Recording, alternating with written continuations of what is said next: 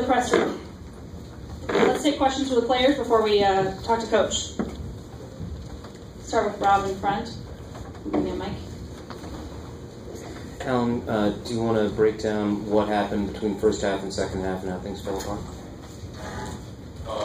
First half felt like we all executed. Second half came out a little more aggressive. We let the game get away from us. Aaron? We didn't do what we had to do. We didn't stick to our principles and how we know we can play. We got to transfer that over coming down the road. Go to Jeremy in front. And what makes Tim and Horton Tucker difficult to deal with? He went off in the second half. I would say just play good as a whole. We didn't do so well. We didn't stick to our defensive principles. Denying on the wing. It was a team effort, guarding anybody. It doesn't matter who, name on the back of the jersey, name on the front of the jersey. It's a team effort. Back to Jeremy. And the last couple of nights you've gone off a little bit and had some nice moments. What have these last 2 games been like for you? What are you seeing? How kind of feeling? It felt good. My teammates got me going, and I knew I had to stay ready to come bring some firepower off the bench and play my role. Any other questions for the players? All right, we'll let you get back to your team, guys. Thank you. Coach, why don't you give us your thoughts on this morning's game? Well, I felt great at half. I thought we withstood foul trouble.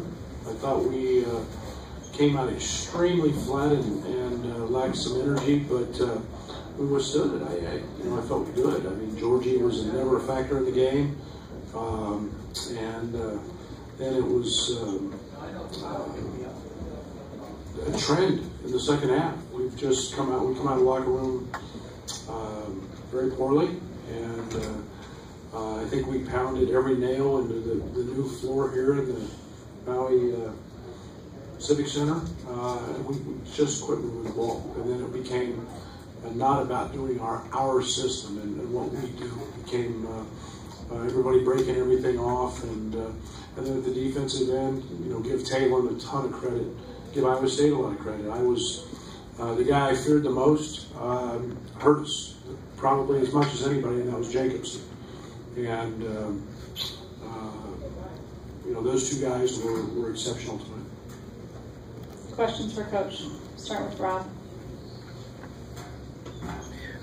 How can you take what you've learned these first 2 games in Maui to improve the team for tomorrow and for the season?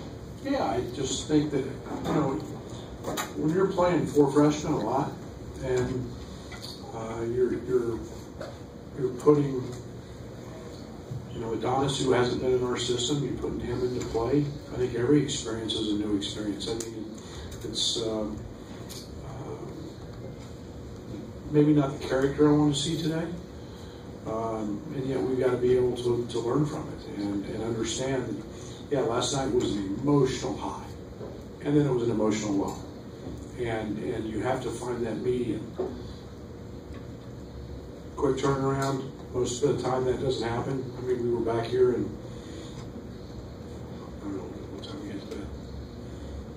Midnight. So you're back in the gym in 8 hours and with just a little film work. But they didn't have the most different team. But again, I thought we did enough. We did enough of the right things the first half to just not carry over the second half. We got to get that figured out. Jeremy. Brad, I think most people sit there and go, what if, with Taylor? Obviously, you guys battled Iowa State at the end there, and there's history, with your staff in Iowa and them. What did you see from him tonight? I mean, it seemed like he had a chip on his shoulder. Well, he's really good. I mean, let's give him credit. He's a guy that's going to have every opportunity to be freshman of the year in that league. He's a guy that 240 pounds. Might be a mini version of Zion Williamson. In terms of not 6'8" and 280, but 6'3" or 4 and 240, and he's physical. He's great with the ball. He gives them an exceptional presence offensively because he can relieve pressure. From a ball handling standpoint, he's physically strong enough to go battle on the glass and do those things. But he was terrific tonight. Knew he would be. And again, that's going to be an exciting team as they move forward. We'll go to Rob and then Brett in the back. Hey, Coach, can you talk a little bit about the 7th place game tomorrow? That's a heck of a 7th place game against Xavier. Yeah, Xavier was a 1 seed last year. Yeah. A 1 seed. And, they got guys back from that team. And I haven't seen a lot, of them yet. But that's a team, and most importantly, it's a program that has such a long history of success. And there's pride. It'll be a heck of a game. And, you got to throw character and attitude and all that stuff into a game to find out who's going to show up. We knew when you get in this field that there's going to be 3 really, really hard games. And now we get a 1 seed in last year's NCAA tournament in the 7th place game. And as I've said all along, it's a great opportunity, and we're going to rally and do everything we can to play our best. Brad, how was Alan taking advantage of his opportunity? Yeah, he's been great. He's, Alan spends a lot of time in the gym. Alan works. He's dedicated. He's, for him, it's still trying to figure out the defensive end. He wants to be aggressive. He's got a habit we've got to get him out of. Every time he reaches, he gets beat off the dribble, and getting him out of that. But he goes to the boards. He's offensively very gifted. He's going to be a young man that's going to have a great, great career. He's going to score a lot of points because he's an elite shooter. And, we've got to continue to find opportunities for him. Brett, Kipper always seems like the X factor. Just where's his mind at right now? And where are you trying to get out of him? How do you try to get out? Well, we got to get him going. There's no doubt. We've got to get Kipper going. And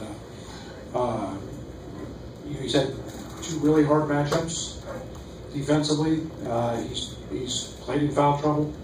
But 2 baskets in 2 nights is something that we can't have. I'm sure his confidence is shaking a little bit. He's not seeing the ball go in. We tried to get it going early and having him shoot technical fouls and things like that early. And there was a kid who was a 90% free throw shooter last year, and he's shooting 50%. And we need him. He's got versatility, and I don't worry about him. I do think that he's going to have one of those nights. He's going to break through night. And like we said, you got to flip the switch. You can't worry about it, and yet our team needs him to be good. One more from Bob. You mentioned Adonis still adapting to the system. It seems like he's his role, and DeMonte as well, they're both getting a more concrete role is what they do for the team. Yeah, and I think that'll continue. I mean, Adonis is still playing himself into shape. The one thing that we can't have when we put AD in the game is we can't wait on him all the time. We have to be able to go. And again, you're talking young man coming off an ACL, but his sheer size and his ability to rebound the basketball and do some things and score are needed. And we've got to get him where he's 20+ minutes a game and playing at the pace we want to play. All right, thank you for your time, Coach. Good luck tomorrow. Thanks, Greg.